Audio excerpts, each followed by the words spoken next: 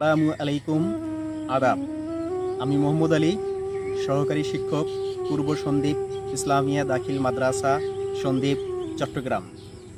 আমি কুড়িগ্রাম জেলার নাগেশ্বরী থেকে 700 কিলোমিটার দূরে দুর্গম উত্তাল সাগর পাড়ি দিয়ে চট্টগ্রাম জেলার দ্বীপ উপজেলা সন্দ্বীপের একটি দাখিল মাদ্রাসায় এনটিআরসি এর তৃতীয় গণবিজ্ঞপ্তিতে সুপারিশপ্রাপ্ত হয়ে যোগদান করেছি। আমি যখন যোগদান করি তখন মনে দৃঢ় বিশ্বাস ছিল যে পরের গণবিজ্ঞপ্তিতে আবেদন করে নিজের এলাকায় কিংবা পার্শ্ববর্তী কোনো এলাকায় চলে যাব। কিন্তু সরকার কোনোরকম পূর্ব ঘোষণা ব্যতি রেখেই পরবর্তী গণবিজ্ঞপ্তিগুলোতে আমাদের আবেদনের পথ রুদ্ধ করে দেয়, যার ফলে আমরা আর পরবর্তী গণবিজ্ঞপ্তিগুলোতে আবেদনের সুযোগ পাইনি। আবেদনের সুযোগ না পাওয়ায় আমরা যারা দূরে দূরে শিক্ষকতা করছি, 500 কিলোমিটার, 600 কিলোমিটার, 700-800 কিলোমিটার দূরে যারা শিক্ষকতা করছি, তারা নানা রকম অশান্তিতে ভুগছি, নানা রকম দুশ্চিন্তায় ভুগছি। আমাদের মনে বিষণ্ণতা নিয়ে শিক্ষকতা করতে হচ্ছে। আমরা যারা দূরে চাকরি করছি তারা অবশ্যই এটা ভালোভাবে বুঝতে পেরেছি যে আমরা দূরে শিক্ষকতা করতে পারবো না।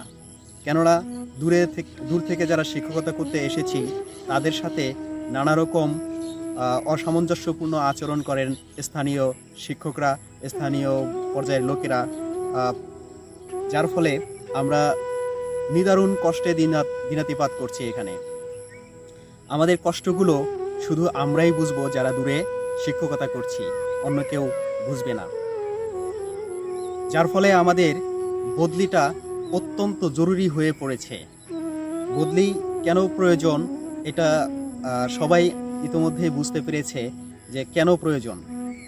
দূরে শিক্ষকতা করছি, আমাদের বেতনাদিও তুলনামূলকভাবে অন্য চাকরির তুলনায় অনেকটাই কম, যার ফলে আমাদের এই চাকরিতে আসলে শান্তিতে দিনাতিপাত করা কোনোভাবেই সম্ভব হয়ে উঠছে না।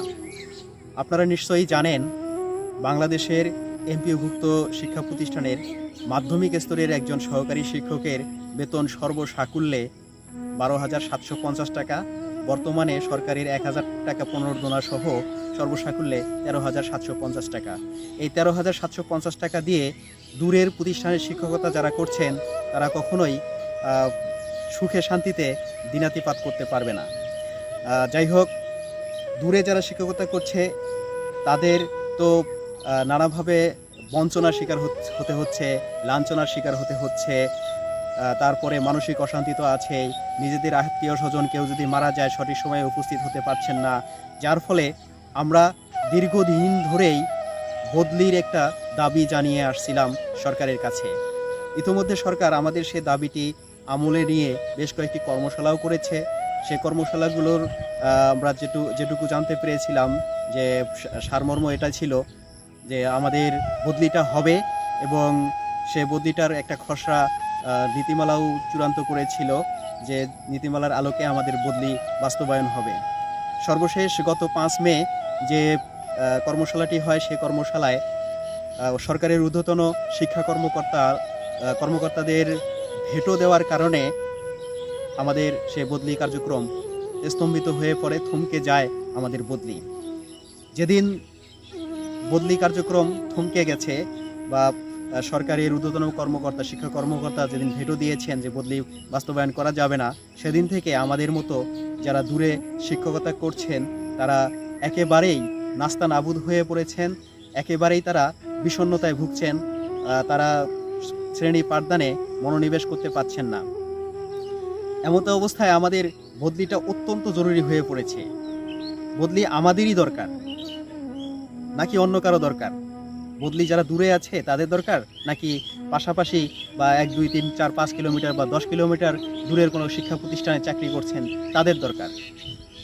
আসলে মানবিক দিক থেকে যদি চিন্তা করা যায়, বদলিটা অবশ্যই আমাদেরই দরকার যারা দূরে শিক্ষকতা করছি।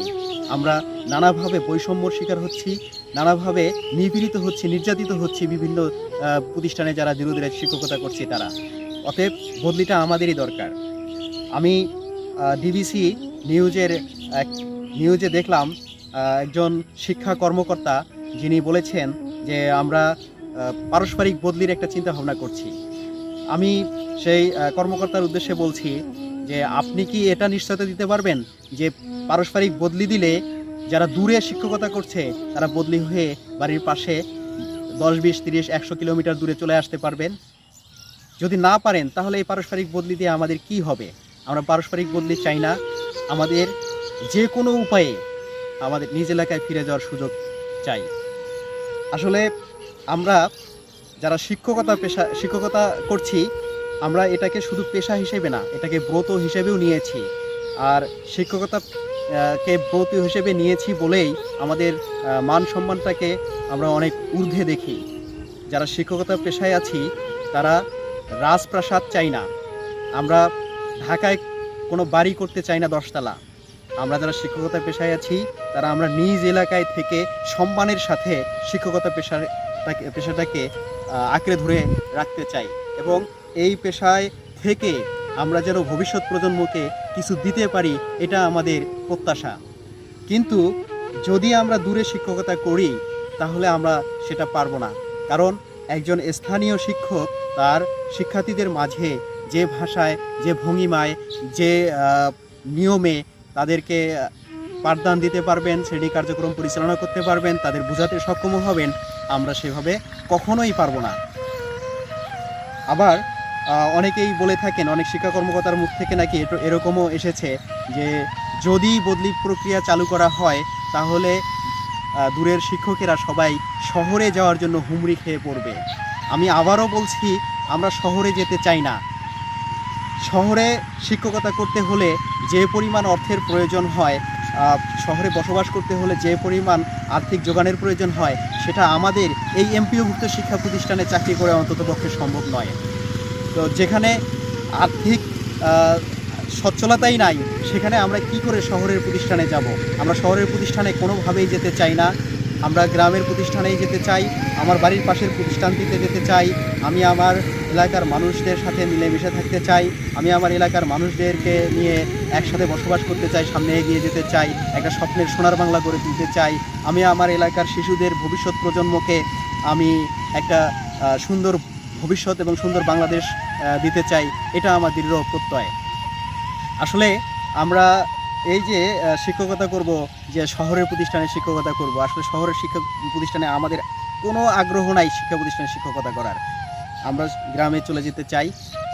জনৈক শিক্ষা কর্মকর্তা যিনি বলেছিলেন যে শহরের প্রতিষ্ঠানে আসতে চান, আমার বাড়ি কুড়িগ্রামে। কুড়িগ্রামের একজন মহিলা শিক্ষক যিনি ঢাকায় শিক্ষকতা করছেন, সম্প্রতি তিনি বলেছেন যে আমি ঢাকা থেকে বদলি হয়ে কুড়িগ্রামে যেতে চাই। যদি শহরের প্রতিষ্ঠানেই থাকার ইচ্ছা থাকতো আমাদের, তাহলে তিনি বলতে পারতেন আমি শহরেই থেকে যাব, আর গ্রামে ফিরে যাব না। আসলে শহরে থাকার জন্য আমরা শিক্ষকতা পেশায় আসিনি, আমরা আমাদের নিজ এলাকায় ফিরে যেতে চাই। আত্মীয় স্বজন, মা বাবা, ভাই বোন, স্ত্রী সন্তান সবার সাথে থাকতে চাই। সবার সাথে থাকার একটা অধিকারও আমার আছে। আমার সাথে আমার স্ত্রী সন্তান থাকবে, এটা তার একটা অধিকার। আমার সেই অধিকার, আমার স্ত্রী সন্তানের সেই অধিকার থেকে তারা বঞ্চিত হচ্ছে। আমি বঞ্চিত হচ্ছি আমার মা বাবা, আমার প্রতিবেশী, আমার এলাকার মানুষজনের সাথে থাকার কাছ থেকে। অতএব আমার মনে হয় যে আমাদের অতি দ্রুত যে কোনো উপায়ে প্রতিষ্ঠান পরিবর্তনের সুযোগ দেওয়া উচিত।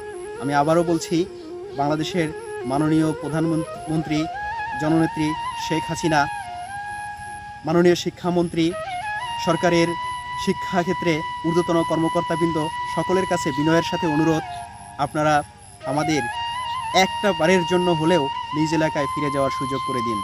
সেটা যেভাবে হোক না কেন, বদলি বলুন অথবা প্রতিষ্ঠান পরিবর্তনের জন্য NTRC এর মাধ্যমে আলাদা গণবিজ্ঞপ্তি বলুন, বা যে কোনো উপায়ে আমরা ফিরে যেতে চাই। আমরা কখনোই কোনোভাবে এই দূরের শিক্ষকতা করে প্রশান্তি পাচ্ছি না।